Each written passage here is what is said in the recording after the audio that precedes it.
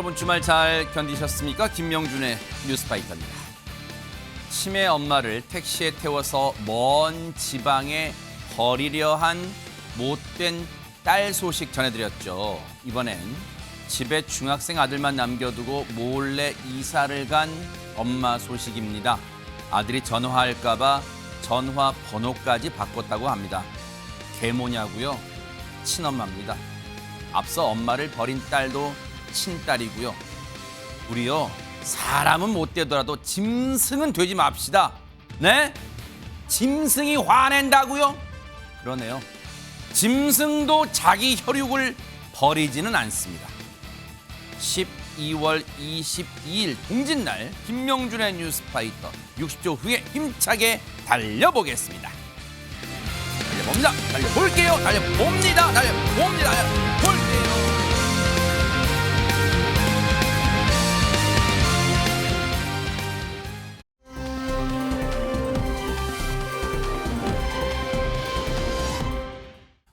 대한민국도 정신이 없지만 지금 전 세계도 바삐 돌아가고 있는데요. 첫 번째 가볼 나라는 어딜까요? 이담 아나운서. 네, 세계에서 가장 바삐 돌아가는 우리나라 소식부터 한번 맞아요. 짚어보겠습니다. 나흘 전에요, 서울 압구정역 근처 도로에서 정말 천운이 따랐다라고밖에 볼 수 없는 그런 사고가 있었다고 합니다. 어떤 사고였는지 영상이 준비되어 있습니다. 영상으로 보시죠. 네네. 네, 도로를 주행 중이던 승용차의 트렁크 부분에 뭔가 쿵 떨어집니다. 뭐예요? 보셨죠? 뭐예요? 차량 뒷부분을 강하게 때린 저 낙하물은요, 옆 차로로 튕겨나가서 주행 중이던 버스 쪽으로 날아갔습니다. 어머나? 단 5초 차이로 생사가 갈릴 뻔한 순간이었습니다. 아니 근데 와 지금 보고도 믿기지가 않아요. 일단 박성배 변호사님, 저 승용차에 타신 분들하고 버스에 타신 분들 일단 괜찮으실까요? 걱정됩니다. 갑자기 떨어진 길고 무거운 낙하물 버스 앞 유리에 그대로 박혔습니다. 다행히도 승용차 탑승자, 버스 기사 모두 큰 부상은 없는 것으로 전해졌습니다. 그렇지만 당시 도로에는 보행자들도 많아서 자칫 대형 인명피해로 이어질 뻔한 아찔한 사고였습니다. 이 영상을 본 누리꾼들 안전관리 소홀에 대한 불안과 분노를 드러내는데, 살인 미수 수준의 사고다, 공사 현장 관리가 방치된 것 같다, 타이밍이 조금만 달랐어도 끔찍했을 것이라는 반응을 보이고 있습니다. 아니 근데 지금 허주현 변호사님, 저건 94일생, 물론 지금 인명피해가 없는 게 천만다행, 하늘이 도운 건 맞는데 지금 저게 하마터면 큰일 날 뻔했네라고 이러고 넘길 사안은 아니잖아요 지금.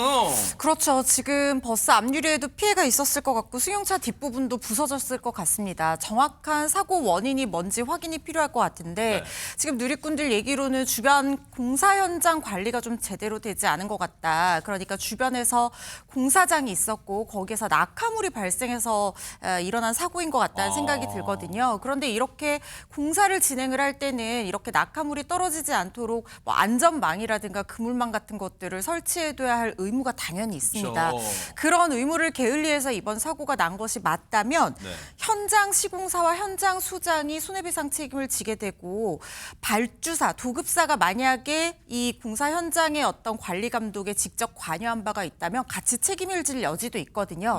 그렇지만 실제 사건이 만약에 진행이 되는 경우에 이 지금 피해를 입은 차량이 뭐 과속을 했다라거나 이런 과실이 있는 일부라도 있다고 하면 이 부분 좀 일부 과실 상계가 될 수는 있어요. 그렇지만 일단 1차적인 책임은 이 공사 시공사와 현장 수장이 책임을 지게 될 것 같다는 생각 듭니다.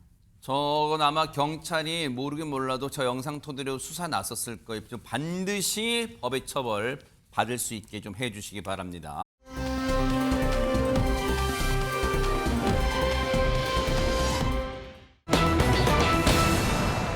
세상에 그동안 많은 분들이 걱정하셨던 박미선 씨, 지금도 암 투병제 이 투병 중이시잖아요. 그런데 공구 논란, 아니 이담 아나운서, 집에 뭐 벽에다가 못 박으려고 뭐 망치 꺼낸 거예요? 공구 논란이 뭐예요 이게? 그 공구가 아니고요. 공구가 요즘에 공동 구매를 하는 걸 공구라고 하거든요. 이제 인터넷에서 온라인을 통해서 공동 구매를 이제 하는 걸 보통 뜻하긴 합니다. 공구 네. 이게 어떤 얘기냐면요. 네. 일단 박미선 씨는 지난달에 한 방송에 나와서 이제 유방암 투병 중인 걸 알려서 그렇죠. 많은 분들이 이제 안타까워하기도 했고 응원의 목소리를 많이 들었는데요. 네.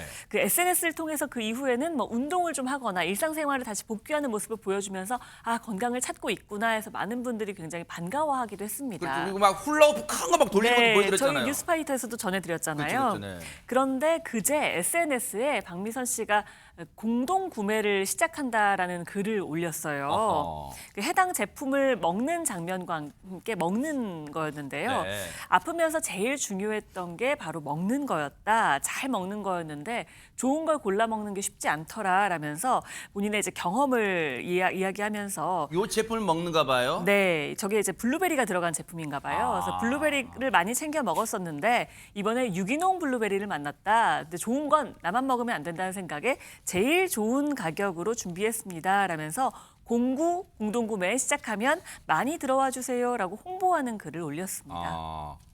아니 근데 하재근 평론가님 뭐 연예인분들이나 또 SNS 상에서 많은 팔로워들을 보유하고 계신 분들은 공동구매 다 진행하잖아요. 뭐 이게 지금 뭐가 문제된다는 거예요? 연예인들이 공동구매 많이 하는데 근데 이제 박미선 씨가 한다고 하니까 인터넷에서 반발이 나타난 거예요. 어머나. 항암 치료 중에 갑자기 공구라니라고 하면서 반발이 막 나타난 겁니다. 그러니까 또 그 반발에 대한 반발로 박미선 씨를 옹호하면서 암 환자는 가만히 누워만 있으란 말이냐라는 식으로 또 나온 거예요. 그렇다 보니까 논란이 된 겁니다. 이게 그러네요. 갑론을박 논란이 되는 와중에 네. 박미선 씨가 어떤 네티즌들의 반발에 대해서 직접 답을 달기도 했었거든요. 아, 그래요? 예를 들어서 어떤 네. 네티즌이 항암 치료 중에 이런 걸 팔고 있다니 안타깝다라고 쓰니까 박미선 씨가 저 지금 항암 끝났습니다.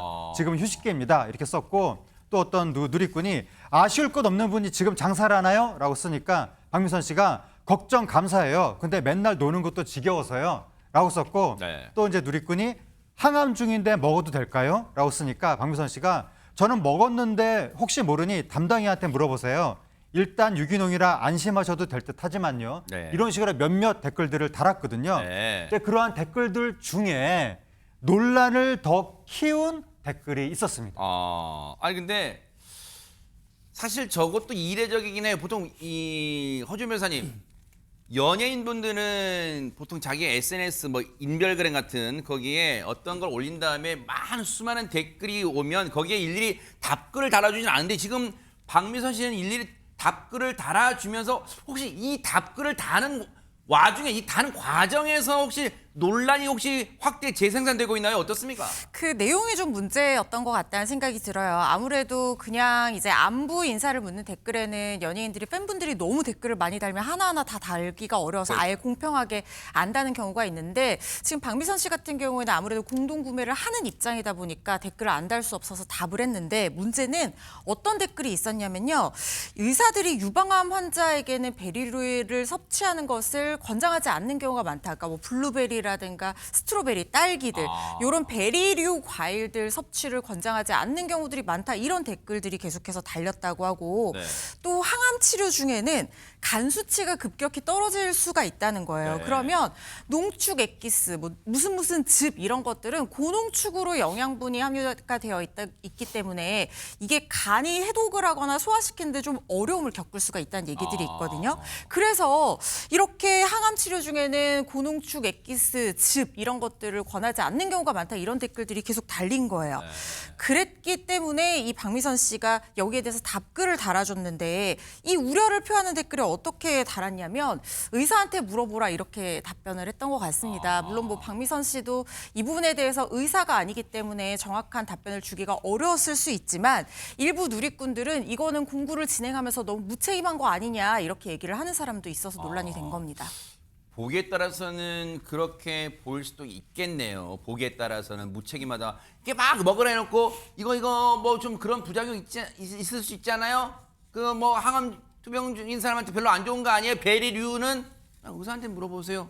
라고 하는 게 무책임할 수 있다는 거예요. 그런데 그럼 이거에 대해서 이른바 사실 확인, 팩트 체크를 좀 해보면 어떨까요, 박수배 변호사님? 그래서 뉴스파이터 제작진이 전문가에게 문의를 했습니다. 아, 역시 우리 뉴스파이터 제작진이야 진짜. 네. 일단 베리류에는 항산화제 성분이 포함되어 있는데 암세포의 성장을 억제한다는 연구 결과가 일부 있기는 하답니다. 그렇지만 암 재발을 막는다는 임상적 근거는 여전히 불충분하다고 합니다. 그러면서 이 베리류를 즙 형태로 농축시켜서 장기간 섭취할 경우에는 간 기능이 약화되거나 혈당 상승 등 오히려 해로울 수 있다고 합니다. 즉 결론은 권장하지 않고 여러 가지 과일과 채소를 골고루 섭취하는 게 좋다는 의견입니다. 그래요. 왜냐하면 여러분 사실 확인, 팩트 체크는 중요한 거잖아요. 다시 한번 명 교수님 거, 명승권 교수님의 그 말 좀 다시 보세요. 왜냐하면 국립암센터에 계신 분이 지금 암 전문가라고 할 수 있는 거잖아요. 국립암센터에 계세요.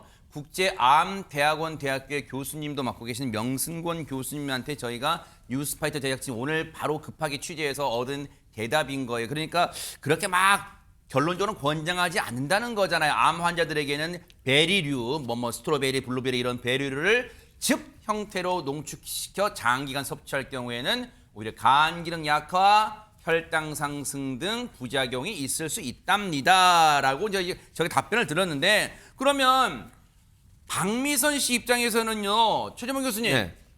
이 공동구매, 이 블루베리 즙 공동구매를 계속 이어가겠다는 입장이에요? 아니면 뭐예요? 그러니까 처음에는 박미선 씨도 약간 사과를 하면서 멈출 것처럼 발표를 하셨었어요. 제가 소개를 좀 해드리면 네네. 다들 걱정해 주시고 꾸짖어 주셔서 감사하다면서 이제 치료가 끝나서 천천히 일상생활에 복귀해 보려고 시작했는데 네. 불편한 분들 계셨다면 죄송하다라고 사과를 했습니다. 네. 그런데 그럼에도 환우분들은 담당의와 꼭 상담하시고 결정하시기 바란다면서 공구를 계속 하겠다는 의지를 표명하는 글을 또 올렸어요. 그래서 논란이 되다 보니까 오늘 결국 자필로 편지를 써서 공개를 했습니다. 네. 그 내용을 좀 소개시켜드리면 이번 일로 마음 불편하게 드렸다. 생각이 많이 짧았네요. 라고 글을 썼고요. 저도 암과 싸우고 있는 환우로서 아직도 모르는 게 너무 많음을 느꼈다. 앞으로도 공부하고 신중하겠다. 그리고 더 건강 잘 챙겨 돌아오겠다고 했는데 박미선 씨의 해명이 이렇게 나왔음에도 불구하고 누리꾼들은요. 네. 암투병 중인 연예인이 이런 걸 판매하면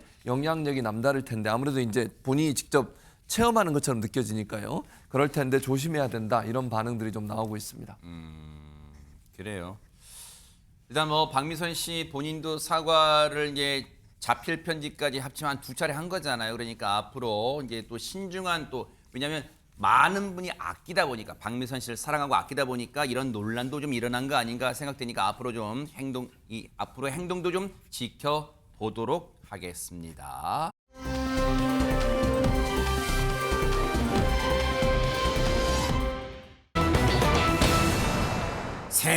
세상에 국민 앵커 해도 손색이 없어. 그런 이름을 들어도 손색이 없는 김주아 앵커. 그런데 이 제목 보세요. 생방송 1시간 전에 쓰러졌다는 게 대체 웬 말이에요 이게. 그러니까요. 설마 긴장해서 쓰러질 리는 없잖아요. 김주아 앵커가요. 어허. 대체 무슨 일인가 했는데요. 폭행 때문이었다고 합니다. 네? 충격적이죠.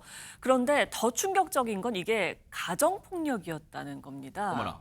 김주아 앵커는요. 일단 2004년 10월에 한 상업가와 결혼해서 슬하에 2 자녀를 두고 있습니다. 또 완전 화제가 됐었죠. 네, 그러다가 2013년에 이혼 소송을 제기했고요. 16년에 이혼을 하게 됐습니다.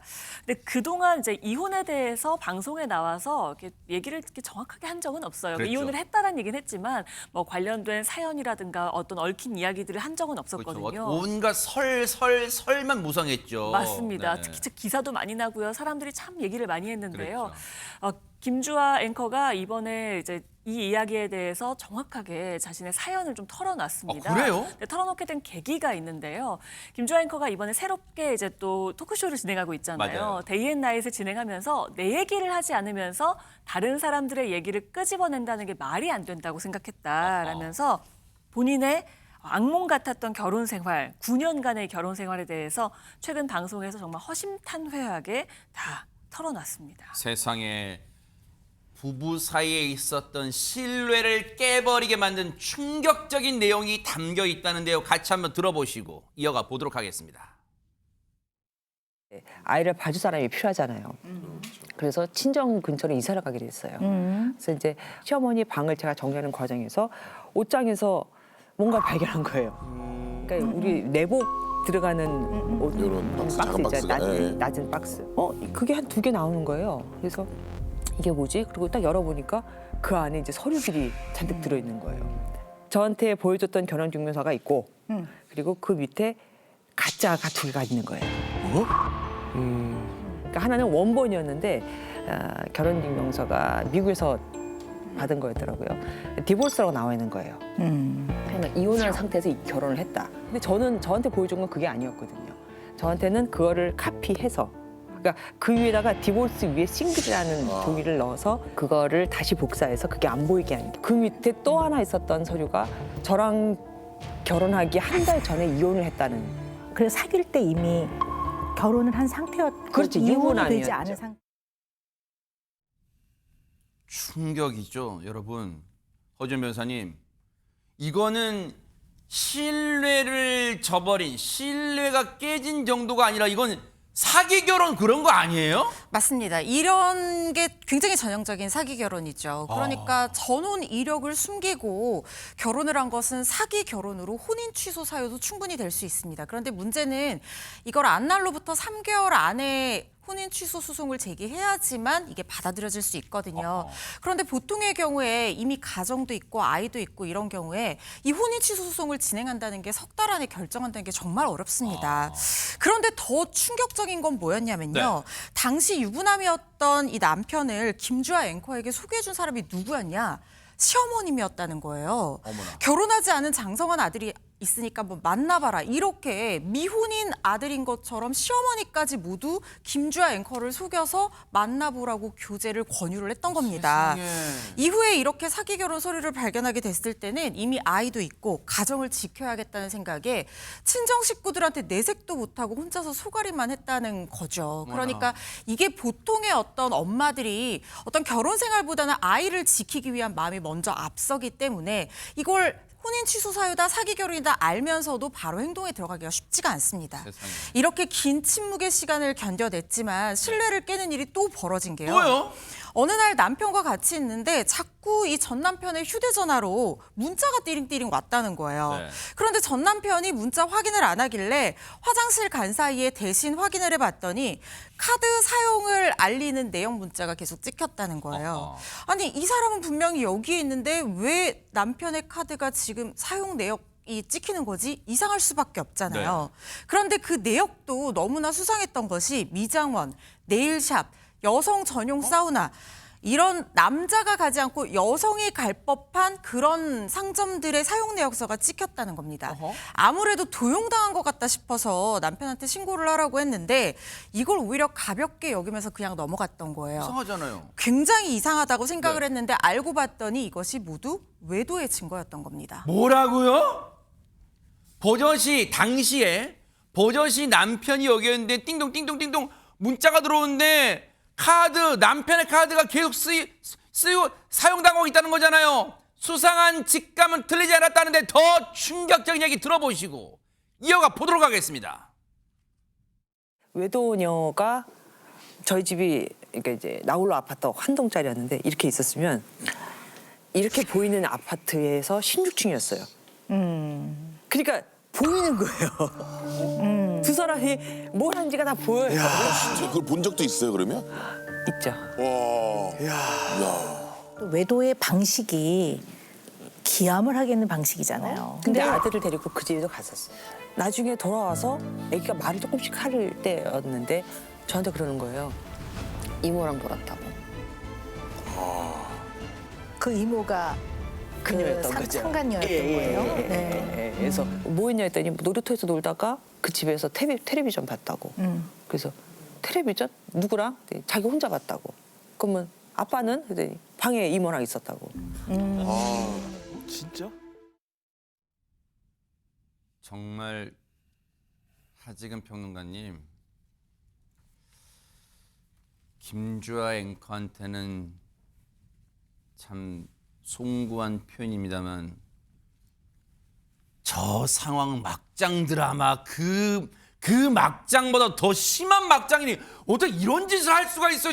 데리고 집 앞에 건너편 아파트 동에서 이런 짓을 할 수 애까지 데리고 와서 지금 정말 너무나 충격적인 이야기인데 듣기만 해도 황당하잖아요. 왜 하필이면 바로 보이는 바로 앞에 집에다가 그렇게 얻어놓고 불륜을 저질렀는가. 황당한 이야기인데 그래서 김주환 씨가 남편한테 물어봤다고 합니다. 왜 하필 거기다 집을 얻었느냐. 물어보니까 남편의 답이 뭐냐면 그 여자가 거기에 집을 얻어서 그래가지고 내가 너무 가깝지 않아? 라고 물어봤다. 그렇게 답을 했다는 거예요. 이게 뭐야? 도대체 무슨 답인지. 와, 예? 아무렇지도 않게 대답하네 네, 그냥. 그렇게 답을 했다는 나도 너무 가깝지 않아 이렇게 물어봤다. 그렇게 답을 했다고 하는데 그리고 또 이제 김주아 씨가 그럼 눈으로 본 게 있잖아요. 뻔히 보이니까 맞은편에. 그래서 내가 본 그 남편의 외도에 대해서 그렇게 얘기를 하면 남편이 잘못을 인정하거나 사과하는 그런 태도를 보이는 게 아니라 세상에. 할 말이 없으면 폭행을 했다고 합니다. 어머나. 그러한 폭행 때문에 뉴스 생방송 1시간 전에 쓰러지는 어머. 그런 사건까지 있었다는 건데 관련된 이야기 직접 들어보시겠습니다. 네네. 사실 제가 이제 이쪽 귀가 잘 안 들리거든요. 예. 이제 고막이 터져갖고 2번 정도, 한 번이 아니라 2번. 그리고 또 한 번은 이제 제가 넘어지면서 테이블에 머리를 찧어갖고 뇌출혈이 난 거예요. 진짜? 그래서 뉴스하기 1시간 전에 쓰러졌어요. 분장도 다 하고 이제 막 멘트 쓰다가 그냥 저도 모르게 쓰러져갖고 병원에 갔더니 이제 뇌출혈이라고. 남편이 미인 거죠. 그렇죠. 외상성이라고 하면서 의사가 저한테 이제 신고해드릴까요? 그러더라고요. 제가 기억하는데 영하 17도 내려간 날이 있었어요. 그날 부부 동반 모임이 있다는 거예요. 그래서 당연히 오리털 파카를 입고 갔겠죠. 네, 추우니까. 근데 그분은 오리털 파카를 입고 갔다고 너가 나를 무시해. 그러면서 그날 아주 심한 폭행을 했어요. 왜 내가 사준 옷을 입지 않았어? 라고 한 거죠. 지금 그 전 남편이란 인간 거의 사람이에요 지금? 사람이 이런 짓을 합니까 지금? 사람이라고 그렇게 항명할 수 없죠. 사람이라고 보기 어려워요. 저는 그렇게 보고요. 저거는 뭐라고 얘기할 뭐 수가 이런 없네요. 인간이가 진짜 있지? 그냥 인간 막장이다 이런 생각이 개인적으로 듭니다. 그러니까 말종 진짜. 뭐 그렇게밖에 설명을 못 하겠어요. 세상에 아니, 응어리진 가슴 그러니까 털어놓으니까 지금 눈물을 끝내 참았던 눈물 흘리고 있는데 아이고 세상에. 자기 아내를 밀쳐가지고 뇌출혈이 날 정도로 밀치고 폭행을 하고 잘못했으면 사과를 하고 잘못을 용서를 구하는 게 아니라 주먹이 날라왔다잖아요. 이건 사람이 아니에요. 와. 정상적인 생각을 하는 사람이라면 자기가 잘못했으면 그걸 뉘우치면서 용서를 빌어야 정상인 거죠. 네. 그런데 저런 행동을 했다면 전 사람으로서의 모습이 아니라고 개인적으로 생각을 하고요. 네. 근데 사실 김주아 앵커가 그런 얘기 했었어요. 자, 본인에 대한 폭행은 참을만 했대요. 그래도 참고 어떻게든지 버텨보려고 했다는 거예요. 근데 결정적으로 아들한테까지 폭행을 했다는 그 어린애한테. 이건 진짜 사람이 아니네 진짜. 그러니까요. 그래서 그 순간 더 이상 버틸 수 없어서 이혼했다고 하는데 당시에 5살이던 아이를요 멱살을 잡고 뺨을 때렸다는 어머, 거예요. 세상에. 아이를 어머. 자기 자식이잖아요. 어떡해. 그 5살짜리 어디 잡을 멱살 있다고 멱살을 잡고 뺨을 때리고 폭행을 하고 결국 아이한테 손대는 걸 보고 김주아 앵커 입장에서는 본인이 맞는 거는 그래도 어떻게 참아보려고 했는데 자기 아이한테 그런 행동을 하는 사람은 도저히 볼 수가 없어서 아이들이 위험하잖아요. 그래서 짐 싸서 아이들 데리고 나왔다는 거예요. 그리고 이혼 소송을 3년을 했어요. 3년 동안 이혼 소송을 거쳐 헤어졌지만 김주아 앵커 말이 이렇습니다. 결혼 생활 내내 김주아 앵커의 월급으로 생활했대요. 그 인간이? 그 인간이 전 남편인 네, 그 전 인간이? 남편이라는 사람이. 그러니까 통장에요. 전 남편이라는 사람 통장에 32만 원 있었대요. 32만 원. 와. 그래서 결국 절반의 재산에 가까운 10억 원을 내주면서 파경에 맞았다는. 그러니까 이혼하고 해서 본인이 10억을 또 준 거예요. 어머나. 이게 뭡니까 대체? 이런 세상에. 이 세상에 이렇게 억울한 일이 어디 있는 거예요 대체.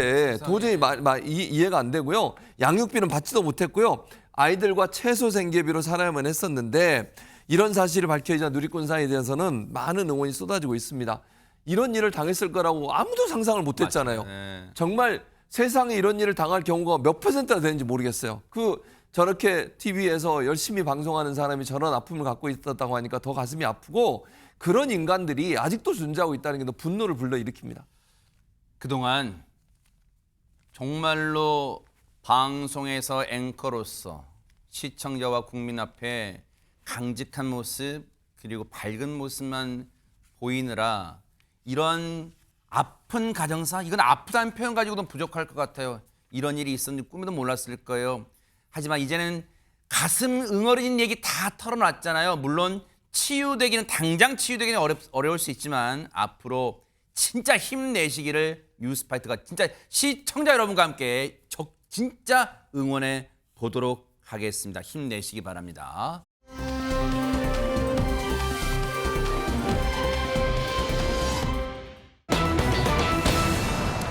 자, 분위기 바꿔볼게요. 우리한테 친숙한 최지우 씨가 나왔는데 최지우 씨도 엄마니까 모성애는 알겠는데 아픈 아들 얘기는 뭐예요, 이담 아나운서? 그 최지우 씨가 아이를 낳았다라는 소식은 전에 들은 바가 있잖아요. 그쵸. 2020년에 45살인데 아이를 낳았다. 네. 당시 등여였습니다. 아하. 딸을 낳았습니다. 그래서 5살 된 딸이 있어요. 그런데 방금 아픈 아들이라고 했잖아요. 그러니까요. 영화 이야기입니다. 아. 네, 오는 1월에 개봉 앞둔 영화에서요. 최지우 씨가 딸하고 즐거운 시간 보내시네. 딸 5살 딸 낳고 내가 인간이 됐다 뭐 이런 얘기도 막 아, 하시더라고요. 그랬어요. 딸을 정말 사랑하는데 그만큼 모성애가 또 있기 때문에 이번에는요 영화 속에서 멜로 연기가 아니라 오히려 모성애를 가진 그런 엄마 역할로 나온다고 합니다. 그래요? 강한 엄마의 역할로 나온다고 하는데요. 네. 그 최지우 씨가 맡은 그 엄마 역할은요 실제로 존재하는 인물을 모티브로 했다고 해요. 그래요? 네, 어떤 내용인지 영상으로 먼저 한번 만나보시죠. 네네. 당뇨인 것 같아요. 1형 당뇨. 당뇨? 그게 뭔 소리야? 12살짜리 애가 무슨 당뇨에 걸려? 이게 전형적인 일형 당뇨 증상을 보이고 있어요.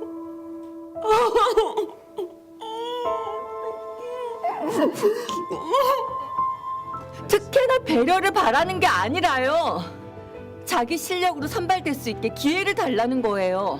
분명히는 엄마가 필요해. 환우의 회장이 아니라. 나도 당신이 필요하고 안 보여? 안 들려?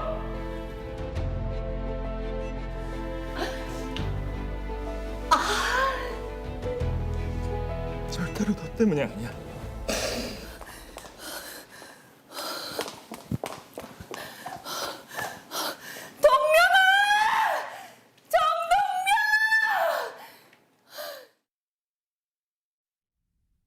이렇게 잠깐만 영화 줄거리를 봤는데도 지금 뭔가 절절함, 애잔함이 막 느껴지는데 근데 하재관 평론가님 극 중에 최지우 씨의 아들로 나오는 그 아이가 당뇨병에 걸려요? 예, 극중에서 최지우 씨 아들이 학교 야구부 야구부에서 활동하던 씩씩한 12살 아들이었는데 갑자기 당뇨병 진단을 받은 겁니다. 세상에. 그 당뇨병이 1형 당뇨병이거든요. 1형 당뇨병이 자가 면역 질환의 일종입니다. 그러니까 이거는 생활 습관이나 나이 이런 거랑 상관없이 누구한테나 찾아올 수 있는 어머나. 그러한 질병인데 네. 이 이야기가 실화입니다. 어머나. 이게 어떤 모티브가 있는데 한국 1형 당뇨병 환우의 김미영 대표 그리고 김미영 대표의 아들이 3살 때 1형 당뇨병 진단을 받은 거예요. 세상에. 그 정소명 군 이 이야기를 모티브로 해서 영화로 만든 겁니다. 어머나. 아니 사실 우리 기억 속의 최지우 씨는 남녀간의 뭔가 그 애틋한 사랑, 멜로물에서 이 멜로형도 친숙한, 익숙한 그런 인물이잖아요, 배우잖아요. 그런데 이 영화를 소화하면서 연기를 소화해내면서 어떤 마음이었을까요? 얘기 좀 들어보시고 이어가 보도록 하겠습니다. 를 바탕으로 한 영화이기 때문에 우리에게 조금 더 큰 감동이 있지 않을까 하는 생각이 있고요. 하지만 이 작품하게 빛나네요, 그렇죠? 자, 인사 먼저 하고 자리에 앉을까요? 이 대본을 처음 받았을 때가 이제 아이가 이제 이 다음에 대본을 받아서 그런지 일단 마음이 좀 더 무겁게 받아들이기도 했고 내가 이 아이를 어떻게 하면 조금이라도 좀 더 편안하고 좀 지켜줄 수 있을 거에 대한 그런 노력도 하고 용기를 가지게 되는데 그런 부분들이 사실은 많이 공감이 되긴 했었던 것 같아요. 그래서 오히려 더 그런 감정이 더 과하게 나올까봐 그런 것들을 좀 더 좀 이렇게 누르는 게 오히려 더 어려웠었던 것 같아요. 얘기 들어보니까 박성배 변호사님 최지우 씨 본인도 실제 엄마다 보니까 뭔가 더 몰입하게 됐나 봐요, 세상에. 그런 것 같습니다. 최지우 씨가 출산하고 대본을 처음 받아봐서 더 마음이 갔었고 촬영하면서도 더 공감하고 몰입하면서 연기를 해왔다고 합니다. 45세 늦다면 늦은 나이에 딸을 출산한 최지우 씨, SNS를 통해서 딸과 함께하는 일상을 자주 공개해왔는데 같이 단풍 나들이를 가는 모습을 공개하기도 하고 어머나. 해변가에 같이 놀러간 모습을 공개하기도 하고 또 눈밭에서 구르고 눈사람 만드는 모습까지 보통의 엄마와 다를 바 없는 딸과의 일상 모습을 온전하게 공개해 왔습니다. 진짜 여느 엄마들이 SNS 올리는 딱 그 장면 똑같네요, 진짜. 맞습니다. 이와 관련해서 최지우 씨, 아이 엄마가 됐다고 엄마 캐릭터를 해야 한다 고집하는 건 아닌데 여배우가 자연스럽게 흘러가는 과정인 것 같다고 소회를 밝혔고 또 육아 예능 프로그램을 진행하고 작품 속에 엄마 연기를 하면서 어떻게 살고 어떤 엄마가 되어야 하나 많이 배우고 고민하게 된다고 합니다. 세상에. 아니 근데 갑자기 궁금한 게요, 허준 변호사님. 최지우 씨가 이 영화를 소개하면서 갑툭튀 권상우 씨 얘기를 했다는데 왜 그런 거예요? 송주 오빠가 생각이 났을까요? 이 천국의 계단에서 두 사람이 송주 오빠, 정서야 이걸로 호흡을 맞췄었잖아요. 세상에. 그런데 이번에 얘기한 거는 두 사람이 선의의 경쟁을 펼치기 때문입니다. 일단 두 사람 인연 상당히 오래됐죠. 두 사람이 20대 때 호흡을 맞췄던 바로 그 드라마 천국의 계단뿐만 아니라 친구로 계속 잘 지내고 있고 또 이웃 사촌이라서 자주 보고 왕래하면서 좋은 인연을 이어오고 있다고 합니다. 그리고 심지어 권상우 씨 전화 한 통에 최지우 씨가 권상우 씨 영화 히트맨2에 흔쾌하게 이 카메오로 깜짝 출연을 해줄 나왔더라고요. 정도로 저 우정 봤어요. 출연했었거든요. 그게 1년 전이에요. 그렇게 두 사람이 좋은 우정을 나누어 오고 있는 사이인데 이번에 권상우 씨가 출연하는 이 주연을 맡은 영화 히트맨 아니고요. 하트맨이 올해 1월에 또 개봉할 예정이거든요. 그러면 영화 슈가도 1월에 개봉을 하니까 극장과의 양대 산맥으로 지금 맞대결이 펼쳐질 예정인 겁니다. 최지우 씨가 권상우 씨 영화도 잘 됐으면 좋겠지만 굉장히 솔직하게 그래도 우리 영화가 조금은 더 잘 됐으면 좋겠다 이렇게 얘기하면서 권상우 씨 언급을 해서 두 사람 영화가 극장계의 양대 산맥으로서 또 1월을 견인할 것이라 생각됩니다. 그러니까요. 뭐 다른 해외 영화도 명품 영화가 있겠지만 그래도 이왕이면 우리 영화들이 좀 선전하는 극장가를 좀 휩쓰는 그런 결실을 좀 맺어보기를 선전하기를 좀 기대를 해보도록 하겠습니다. 응원하겠습니다.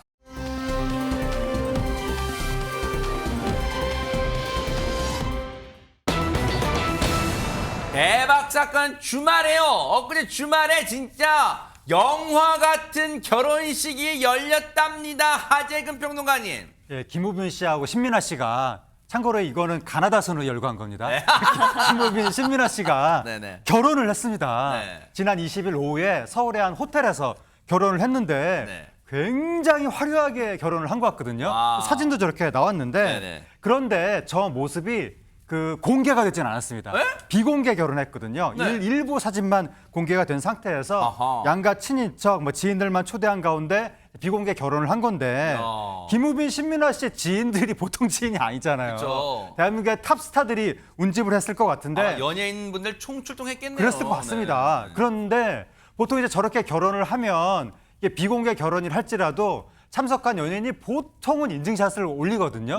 이번에는 아무도 안 올렸다는 거예요. 뭔가 철의 맹서라도 했는지. 그러니까 아무도 인증샷을 올리지 않은 가운데 스냅 사진만 저렇게 지금 인터넷에 그 소수사 측에서 공개한 상황인데 사진들이 스냅 사진이 아니라 꼭 스튜디오 화보 사진처럼 나왔습니다. 역시 엄청난 사람들이다라는 생각이 드는데 전날 예식이 이제 사회가 배우 이광수 씨가 사회를 받고 그다음에 주례가 법륜 스님이 주례를 받습니다.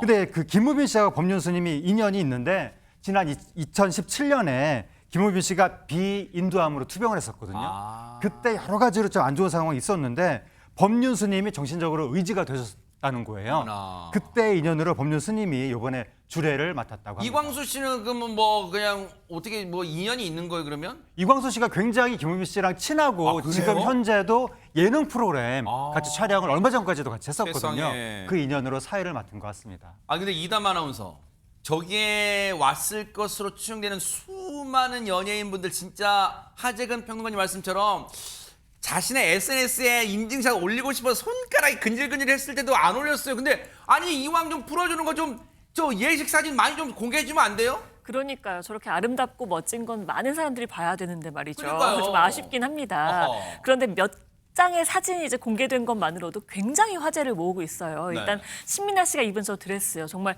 눈꽃을 입은 것 같은 느낌이잖아요. 아. 겨울의 여신이 바로 저런 거구나라는 생각이 드는데요. 꽃이 꽃을 입었다. 아. 네, 그런 반응들이 좀 있습니다. 네. 근데 저 드레스가요. 한 명품 브랜드의 드레스라고 해요. 그래요? 근데 가격이 무려 28,600달러. 그러니까 우리 돈으로 하면 달러로 계산되는 그러니까 명품인가 봐요. 4,200 해외 거거든요. 아. 4,200만 원이 넘는다고 합니다. 드레스, 웨딩 드레스가요? 네, 이 제품은 지금 2026년에 새 시즌 드레스라고 하는데 네네네. 이게 또 우리나라에서는 손예진 씨, 손현재 씨, 뭐 김연아 씨도 다 입었던 드레스라고 하고요. 아. 헐리우드 스타들도 많이 입는 드레스라고 하더라고요. 그래서 화제가 됐는데 이것뿐만 아니라요. 좀 결혼식장에 어떤 사진이 살짝 공개가 되면서 또 화제가 된 게 있어요. 그렇죠, 뭐요? 그러니까 김우빈 씨와 신민아 씨의 사진이 아니라 그 식사 메뉴 카드가 오, 그거 사진이 관심이 올라왔어요. 좋다. 네. 근데 식사 메뉴 카드 보통 그냥 이름 써 있고 이렇게 돼 있잖아요. 근데 저기 보시면 그림이 살짝 그려져 있습니다. 네. 그리고 김우빈, 신민아라고 또 글이 써져 있잖아요. 네. 그래서 그림과 글을 신민아 씨와 김우빈 씨가 하신 겁니다. 그러니까 신민아 씨가 직접? 그림 그리고요. 김우빈 씨가 글을 쓴 거예요. 와우. 그렇게 해서 식사 메뉴 카드도 굉장히 정성스럽게 만들었고 게다가 답례품이 있는데요. 네. 답례품이 바로 좀 오른쪽에 보신 사진입니다. 한 뷰티 브랜드의 화장품 스페셜 세트가 있대요. 아. 저기 안에 있는 것도 꽤나 이제 좋은 제품들이 담겨 있다고 하고요. 또 고급 향수 브랜드에 또 향수도 담겨 있다고 합니다.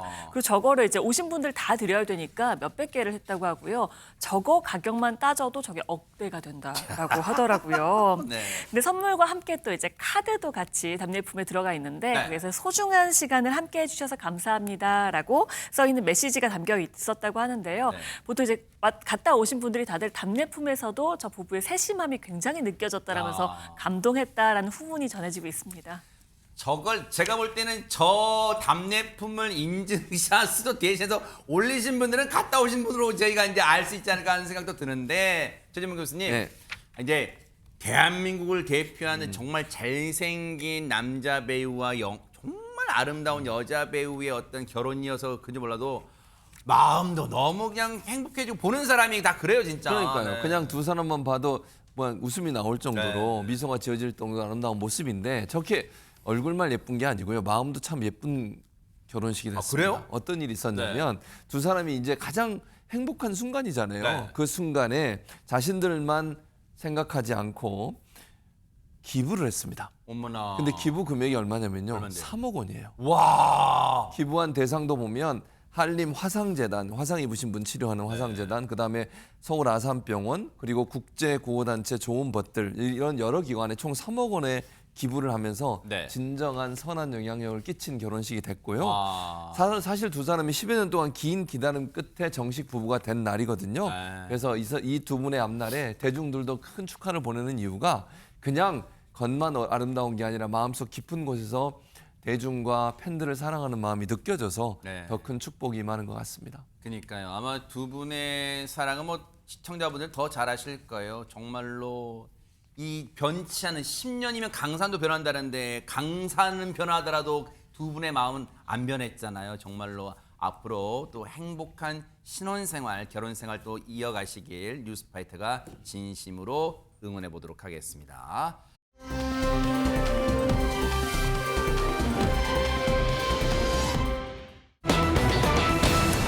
에? 가인? 조관? 시청자분들이 어디서 많이 들어봤네 하실 거예요. 영상으로 만나보시고 이어가 보도록 하겠습니다. 내 맘이 자꾸 널 찾던 날 어떤 맘일까 그대와 나 같은 맘일까 그대와 나 한 가지 내게 분명한 것은 함께 있어야 웃는다는 것 사랑인 걸까 너와 나 같은 맘일까 너와 나 우리가 사랑하게 됐다고 말해도 될까 어머 세상에 이담 아나운서 지금 이 노래 듣고 하니까 우리 그 한때 유명했던 그 있잖아요. 예능 그것만 생각나요. 우리 결혼했어요. 맞아. 우결이라고 하잖아요. 아하. 가상 결혼하는 그런 거였잖아요. 맞아요, 그죠. 근데 정말 그걸 보면서 굉장히 설렜던 기억이 납니다. 그랬죠, 네네. 특히 우리를 많이 설레게 했던 바로 그 가상 부부가 2AM의 조건 씨와 브라운 아이드 걸스의 가인 씨입니다. 그 조건 씨랑 가인 씨는요 아담 부부라고 불리기도 했어요. 좀 아담하다라고 해가지고 두 분 다 그래요? 아담 부부라고 불리기도 했는데 우결에서 뭐 거의 최고의 커플이라고 꼽아도 진짜 과언이 인기 아니었죠.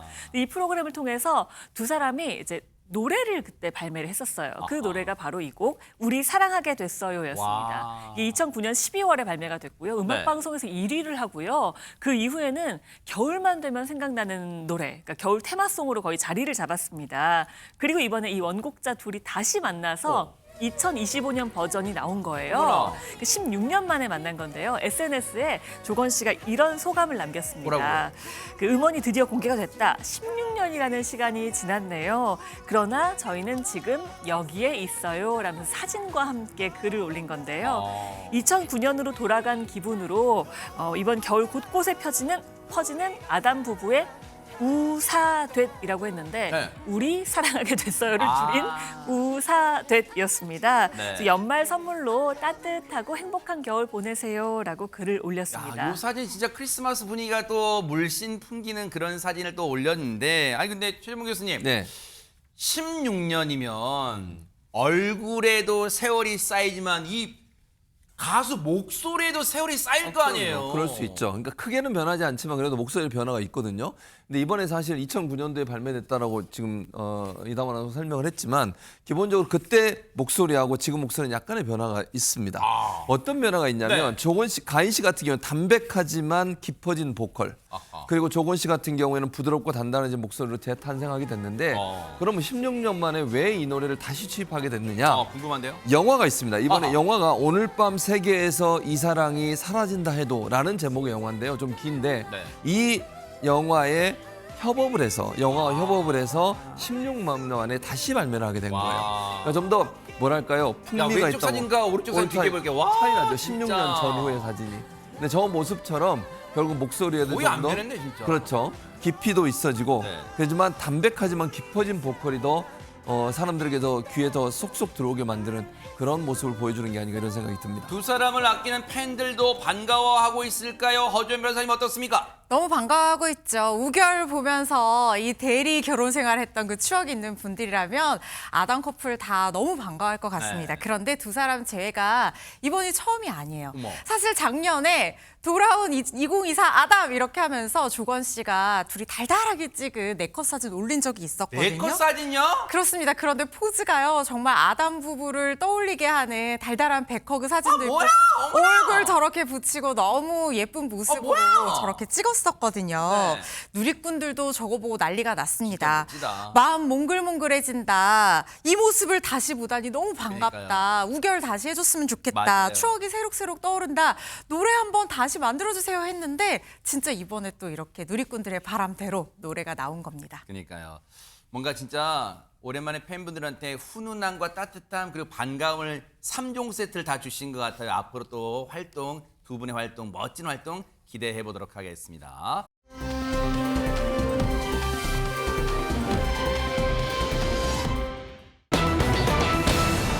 분위기 바꿔볼게요. 편의점 바닥에 들어놓은 이 남자. 하재근 평론가님. 편의점 사장님이 너무 눈꽃을 쐬면서 바쁘니까 편의점에서 숙식을 하는 거 그런 거 아니에요? 전혀 그런 내용이 아니라 네? 아주 황당한 사건입니다. 어머나. 지난 10월 24일에 대전광역시 서구에서 벌어진 사건입니다. 어허. 어떤 택시가 영업을 다 마치고 서 있었는데 20대 남성이 그 택시를 탄 겁니다. 어허. 근데 영업을 마쳤잖아요. 그래서 택시 이제 그 기사님이 네. 영업 끝났다 내리시라라고 얘기했는데도 김장면이네요, 네네. 그렇습니다. 근데 20대 남성이 안 내리는 거예요. 네. 그래서 너무 말도 안 통하고 네. 너무 답답해서 택시 기사분이 잠깐 내렸거든요. 네. 그런데 손님으로 탔던 20대 남성이 어머! 갑자기 운전석으로 넘어가더니 저렇게 어머머! 차를 끌고 가버린 사건입니다. 아니 눈 뜨고 코 베인 게 아니라 이담 아나운서 눈 뜨고 택시를 빼앗기는 상황이네요 지금. 뭐 설마 저럴까 싶으셨을 거 아니에요. 정말 놀랐을 것 같습니다. 와. 그래서 몇 분 후에요. 112에 이제 어떤 승객이 택시를 끌고 가버렸다라는 내용의 신고가 접수가 됐습니다. 네. 그리고 잠시 후에요. 택시가 주차돼 있던 차량과 사고가 났다라는 신고도 접수가 됐습니다.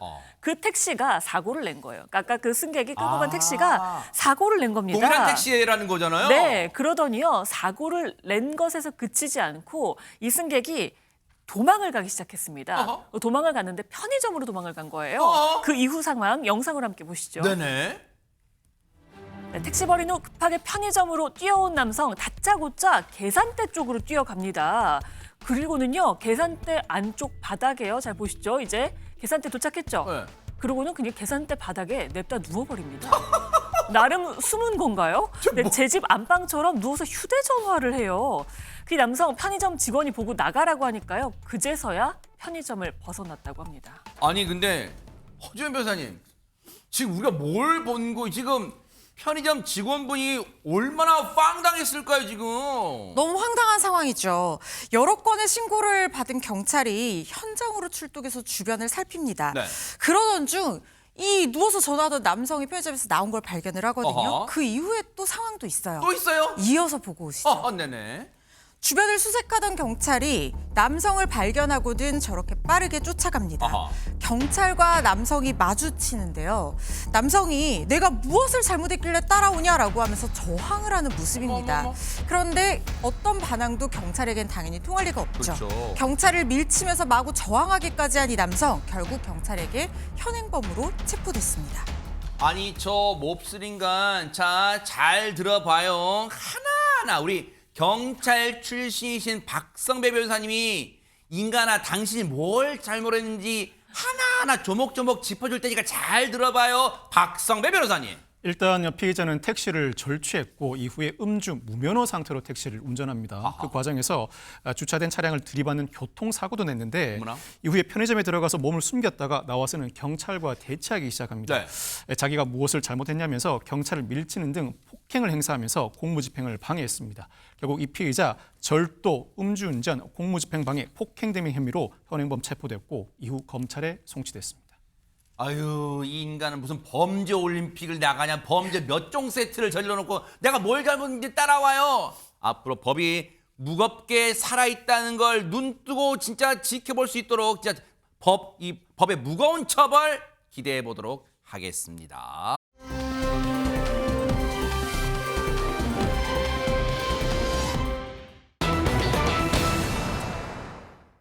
진짜요. 요즘 연말에 너무너무 이런 사연 전해드리면 우울해집니다. 진짜 분노도 치밀고요. 이담 아나운서. 그러면 또 전해드리게 됐습니다. 네. 이게 지난 3월에 청주시에서 있었던 일인데요. 한 40대 여성이 단독주택 2층에 새 들어 살고 있었다고 합니다. 그러다가 다른 주택 1층으로 이사를 가게 됐는데 세 딸만 데리고 이사를 갔다고 합니다.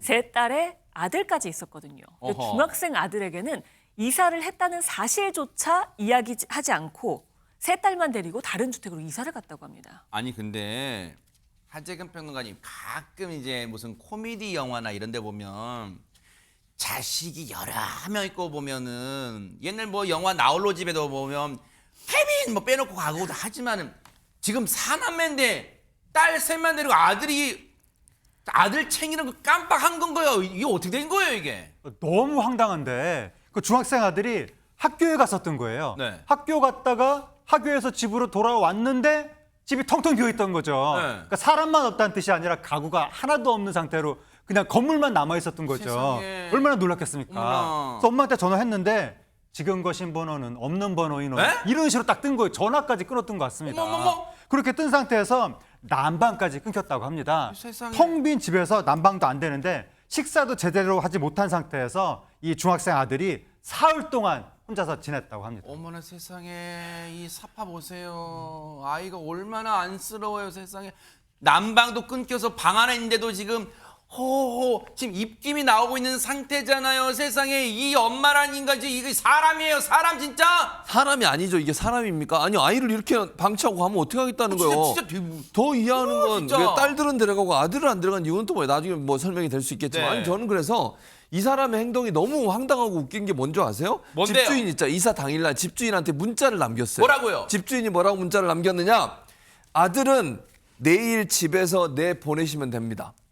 뭐라고요? 그렇게- 아니 잘 혹시 저기 최진봉 교수님이 네. 잘못 읽으신 아니요, 거 아니에요. 아니에요? 집에 있는 아들은 네. 주인분께서 좀 보살펴 주세요, 아니요. 챙겨 주세요. 그렇게 남긴 거 아니에요? 지금 저 보세요. 내일 내보내 주세요예요. 집안에 쫓아내라는 거예요. 세상에. 그러니까 자기가 이사 가면서 집주인한테 내일 내 아들 좀 쫓아내 주세요. 그 사람이 될 거죠. 진짜. 사람이 아니죠. 근데 이 집주인이 그래서 3일 후에 가봤대요, 집에. 실제로 저 문자를 받고 그날 당일은 가지 않고 네. 3일 후에 갔더니 혼자서 아이가 벌벌 떨고 있는 모습을 발견하게 됐고 아이를 구하기 위해서 경찰에 신고하게 됐다고 합니다. 어머나 세상에. 아니 근데 그래도 저 집주인이라는 분이요.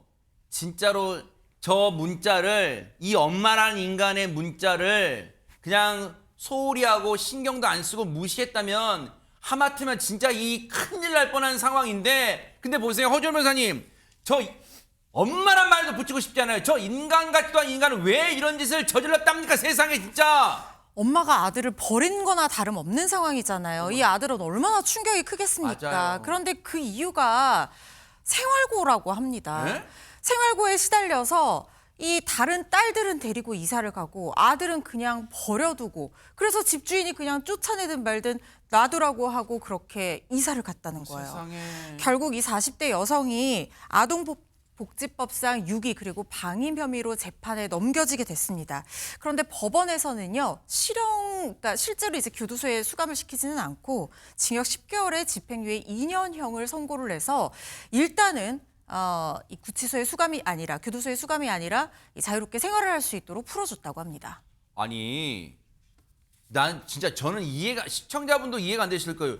왜 이런 천인공노할 짓을 저지르는 사람한테 이 엄마란 인간한테 법원은 왜 법에 눈물이 있다지만 왜 이 집행유예를 내린 거예요? 제가 자유로운 생활을 할 수 있도록 풀어줬다라는 걸 왜 강조를 해서 말씀을 드렸냐면요. 사실 이 판결은 어머니를 위하여 선처를 해준 판결이라기보다는 이 아이들을 위해서 선처해줬을 가능성이 굉장히 높아 보입니다.